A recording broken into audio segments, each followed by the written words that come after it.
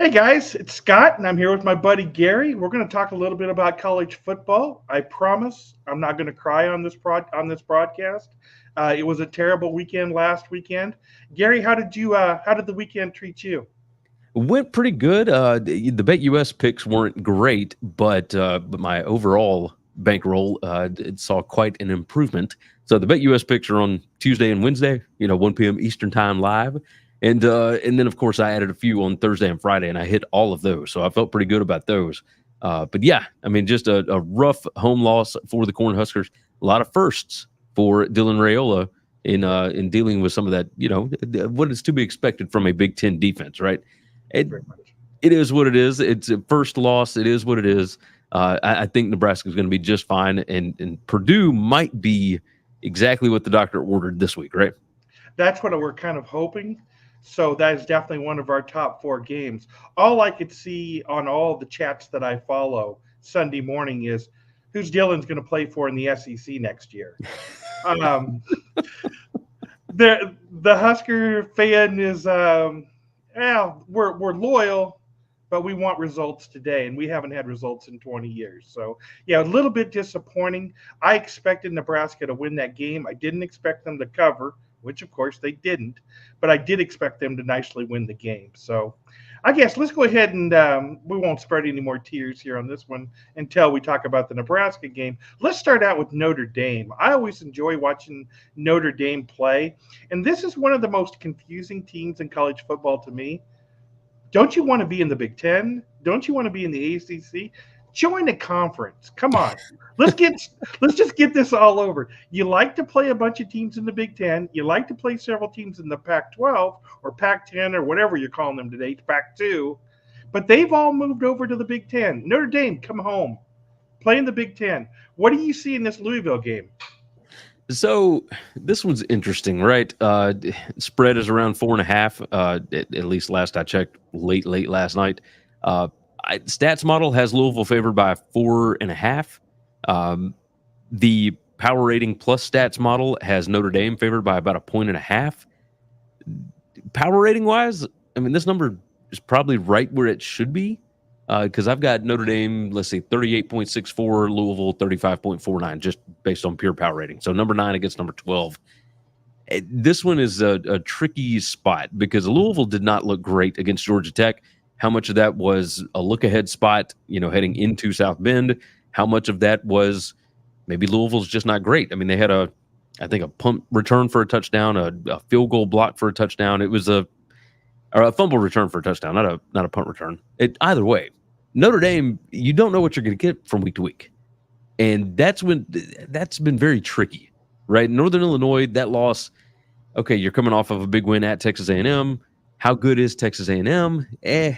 We're not really sure about that. So this is, again, we're looking for data points here. You only get 12 of these a year. So I would lean Louisville here, but I don't feel great about it. Louisville's defense, pretty good against the rush, number 5 in PPA per rush allowed. But, they're number 119 in rushing explosiveness allowed, and Notre Dame is number 1 in rushing explosiveness. So there are certain spots where I feel like Louisville might be able to take advantage of them. I don't think they'll be able to take advantage of them throwing the football because Notre Dame's secondary is actually really, really good. Looking at these numbers, I mean, number 3 in passing explosiveness allowed is Notre Dame. Number 3 in passing success rate allowed. Number 2 in PPA per pass allowed. The Notre Dame secondary and that front 7 getting to the quarterback is actually pretty good. This is going to be interesting to me. I might lean Louisville just because the number's over 3, but I don't feel great about it. What about you? Well, here's what I'm saying. I'm looking at Spank odds right now, and some of the big books like Circa have it moved to Notre Dame -5. Bet US is coming in at a -5.5, and Pinnacle's all the way to a -6. So that's a lot of points. I would favor Notre Dame here if they would join the Big Ten, but given the fact they're not a member of the Big Ten, I'm going to have to play the dog here with you and go with Louisville. I mean, I don't see how you can do this. There's a lot of movement.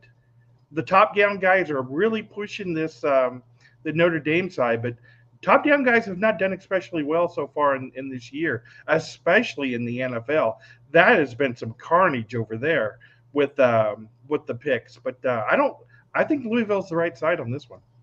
I think I might be with you. I'm just very curious to see what these two teams are going to look like.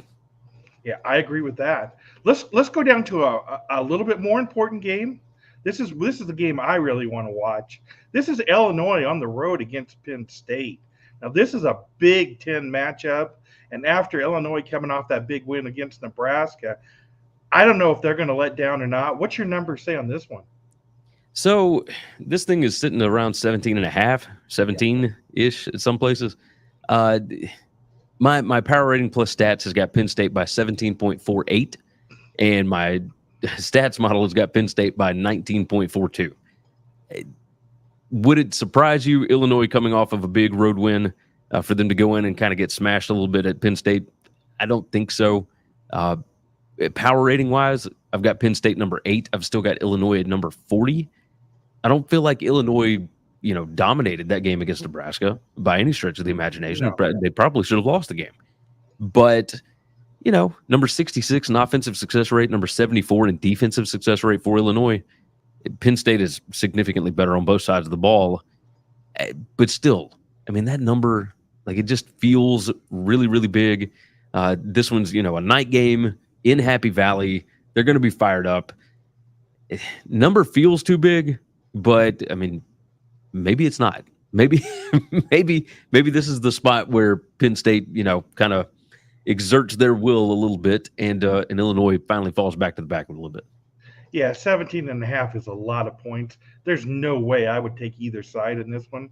I fully expect Penn State to win, but 17 and a half, that's too much for me to gamble on. I got to pass on this one. Yeah, I think I'm with you. I think by the way, the total on this around 47 and a half, my projected total on this is like 55 and a half. So I would lean to the over because I think that both teams will be able to put up some points here, but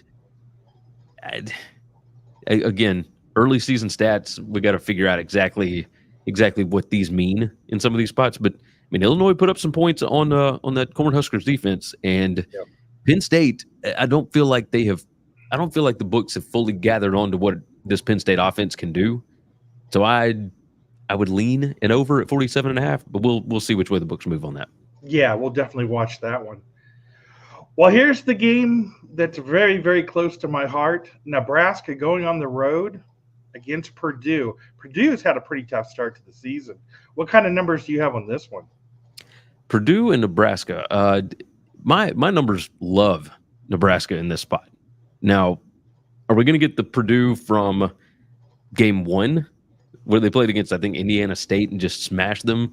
Or is it going to be the one that we have seen most recently who got smashed by Notre Dame and then last week at Oregon State did not look good in the slightest? Didn't look good at all. I've got Nebraska stats-wise by 19.5. I've got Nebraska by almost 15 points in the power rating plus stats model. Power rating, I've got Nebraska by over 13 points. I know it's on the road, Yep. but I don't expect a big, home field advantage for Purdue in this spot. It's a noon game. It all depends on if Nebraska is motivated to rectify the loss, or are they feeling down in the dumps? It all just kind of depends on what Nebraska wants to do here, because I think they are significantly better than Purdue. Yeah, the market's only got Nebraska as a 10-point favorite, so you've got a significant advantage playing the Huskers here. We're going to find out what kind of team Nebraska has this week. Can Matt Rhule get them to bounce back, or are they going to come out flat? This game right here, Purdue always plays Nebraska tough. There's no way I would play this spot at all, because we just don't know what Matt Rhule is going to be able to do with the Huskers. This is a game that I would leave. I would stay off of this one also. Yeah, that's the thing. Purdue, they're good for one of these every now and then, but I don't feel like this is the spot for them. I kind of get the feeling that Nebraska is going to want to bounce back pretty big in this, and they've got a huge advantage on the line of scrimmage. On defense, Nebraska number 57 in havoc created. Purdue's offense is number 89 in havoc allowed. on the other side. I mean, you start looking at offensive line yards, et cetera. I think Purdue can maybe run the ball a little bit, but they're not super explosive. So I'm very curious about it. As far as the other side of the ball, Purdue cannot stop the run whatsoever. I think Nebraska is going to find a lot of success that way. But as far as whether or not Purdue can get to Dylan Raiola, that was a big thing with him. Maybe missing some throws against Illinois the other night. Mm-hmm. He always had somebody in his face, especially in overtime. I mean, they just went after him 3 straight plays. But yeah, in this situation, I mean, Purdue's defense number 116 in havoc created. I don't think they're going to be able to get there.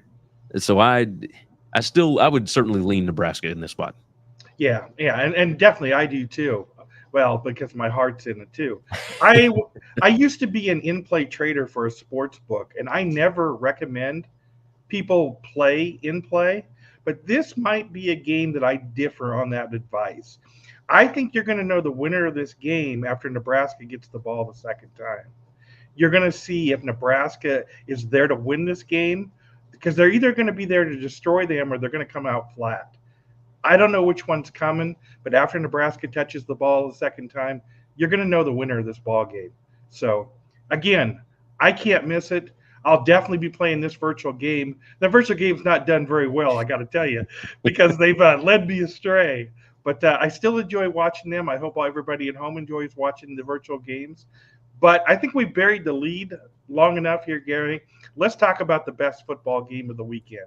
This is Georgia versus Alabama, and probably the biggest ripoff I've ever seen in college football was Georgia not making the playoffs and being allowed to defend their championship last year. Now, which one of the teams am I going to leave out? That's a debate, but you can't leave Georgia out. This is going to be a ball game. It's right now, Spank Odds is showing you can get between -1.5, and it looks all the way up to 2 on Georgia. What do your panel rankings have on this one? So this is where it gets tricky, right? Because Georgia's current strength of schedule is a number 43. I've got Alabama's is number 114. So there's a big difference here. My power rating has got Alabama favored in this spot. Just pure power rating, neutral site, I would have Alabama by 1.84. So you toss on home field advantage, all that. Now, this is the team, Alabama, that knocked Georgia out of the playoff last year. They won the SEC championship. Kirby only 1-5 against Alabama straight up ever since he's been at Georgia. This one's in Tuscaloosa. Both teams coming off of a bye. This is quintessential SEC football, right? This is the perfect ball game to introduce somebody to the sport, because this is a massive, massive matchup. Stats number, I mean, again, early in the season, my numbers are insanely volatile. They are all over the place. Stats model has Alabama by 17. But again, you're looking at Alabama putting up just ridiculous numbers against bad football teams when you look at this strength of schedule. Now, I try and opponent adjust these, and I exclude all the garbage time stuff. But still, the model loves Alabama in this spot. Alabama number 4 in PPA margin. That's predicted points added margin. Georgia is number 13. The Georgia offense is currently number 49 in PPA per drive. That's, middle of the pack kind of stuff. It's a little surprising. Georgia's defense still not great at stopping the run. That's a bit surprising. They weren't great at it last year. Still not great at it this year. They're number 82 in rushing success rate allowed. They're number 72 in defensive line yards, so offensive line yards allowed. That kind of stuff can sneak up on you. And on offense, they can't really run the ball. Now, part of that might be the fact that they've played against Clemson and Kentucky. But, are you really going to be able to do that against Alabama's defensive line? So I suppose we will see on Saturday night. My numbers love Bama. Another one that I don't know if I'm going to touch this thing or not. I might see if I can wait and get a 3 if it moves that direction. I don't know if it's going to, though. I think this thing might end up closing around and pick 'em. But I think it opened at 2.5 on Sunday afternoon or early Sunday, and now we're down to 1.5, 2. I don't think we're going to get a 3 anywhere. So I'm probably going to stay away from this. Yeah, if you see a 3, I'm going to be shocked. I think Pick'em's the right number on this. It's going to be a great ball game. This is why I love college football. This is going to be the game to watch, even for a Nebraska fan on Saturday, especially since Nebraska's got the early time slot. So this one should be really good. Of course, I'm going to play this on the virtual on the EA Sports. EA Sports was a terror the first couple of games that we played. We thought it couldn't miss.